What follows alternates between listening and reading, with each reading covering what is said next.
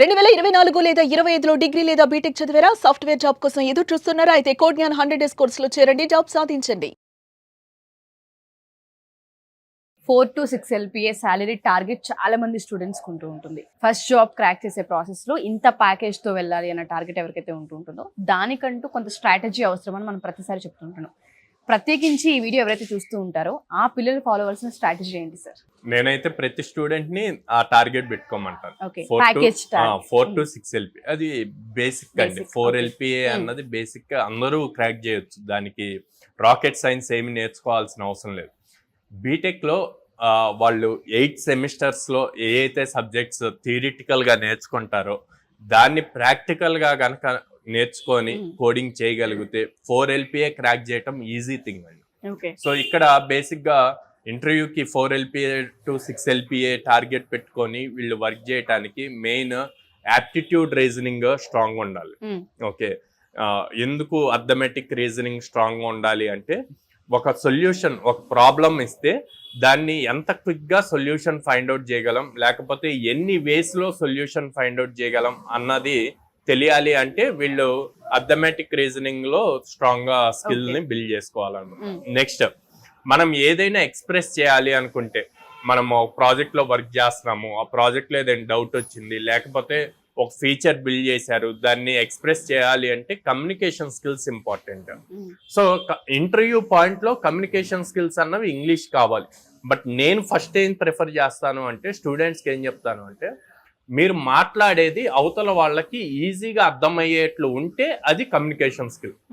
ఆ తర్వాత లాంగ్వేజ్, అది తెలుగులోనా ఇంగ్లీషా అన్నది తర్వాత ప్రిఫరెన్స్, కంపెనీ బేస్డ్. ఇప్పుడు జర్మనీ వెళ్తారు, అక్కడ ఇంగ్లీష్ కాదు జర్మన్ లో చేయాలి, డిపెండ్స్, అది లాంగ్వేజ్ అన్నమాట. ముందు మీకున్న సబ్జెక్ట్ ని అవతల వాళ్ళకి ఎక్స్ప్రెస్ చేయగలగాలి, ఆ స్కిల్స్ నేర్చుకోవాలి. రైట్. Next, coding.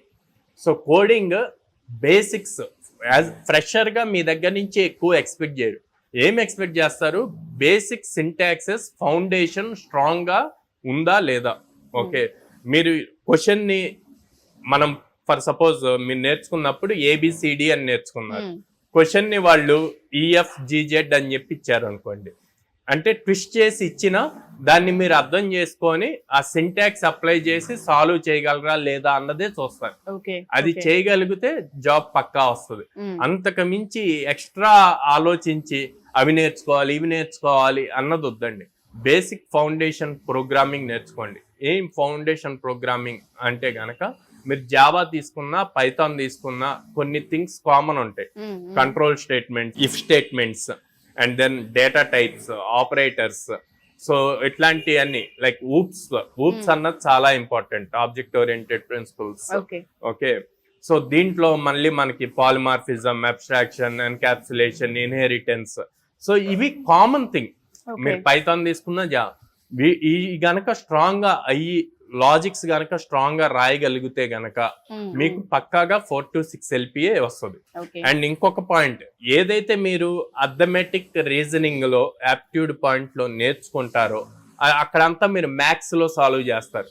దాన్నే సేమ్ క్వశ్చన్ ని మీరు ప్రోగ్రామింగ్ లో గనక సాల్వ్ చేశారు అంటే మీకు ఇన్ డెప్త్ నాలెడ్జ్ ఉన్నట్టు, కోడింగ్ లో స్ట్రాంగ్ కోడింగ్ ఉన్నట్టు. అప్పుడు ఈజీ అవుతుంది మీరు క్రాక్ చేయడం. ఎలాగో ఇప్పుడు సమ్మర్ సీజన్ స్టార్ట్ అవబోతుంది, వాళ్ళు ఫైనల్స్ కి వచ్చేస్తూ ఉంటుంటారు. స్కిల్స్ నేర్చుకోవాలనుకున్నా, కోడ్జ్ఞాన్ లో జాయిన్ అవ్వాలనుకున్నా, ఇప్పుడు మన వైజాగ్ లో కోడ్జ్ఞాన్ వచ్చేస్తుంది. స్టూడెంట్ కి ఏ విధంగా హెల్ప్ అవుతుంది కోడ్జ్ఞాన్? సో కోడ్జ్ఞాన్ లో లైక్ అందరు చెప్పినట్టే మేము కూడా 100% ప్లేస్మెంట్ సపోర్ట్ అని చెప్తామండి. కాకపోతే కోడ్జ్ఞాన్ ఏంటి డిఫరెంట్ అంటే, మేము జాబ్ గ్యారంటీ చెప్పం, జాబ్ గ్యారంటీ అన్నది ఉండదు. కానీ మా సైడ్ నుంచి స్టూడెంట్ కి గ్యారంటీడ్ గా ఎవ్రీ వీక్ 3 ప్లేస్మెంట్ ఆపర్చునిటీస్ ఇస్తాం, 3 డ్రైవ్స్ ఇస్తాం అన్నమాట. సో స్టూడెంట్ ని ఒక సైడ్ నుంచి అప్ స్కిల్ చేస్తాము, ఇంకో సైడ్ ఆపర్చునిటీస్ ఇస్తాము. సో తనకి ప్రాపర్ గా అప్ స్కిల్ అయ్యాడంటే మనం ఇచ్చిన ఆపర్చునిటీని యూజ్ చేసుకొని ఈజీగా జాబ్ క్రాక్. సో అలా చేయగలుగుతున్నాం కాబట్టి ఎవ్రీ మంత్ యావరేజ్ గా 25 మెంబర్స్ ప్లేస్ అవుతున్నారు.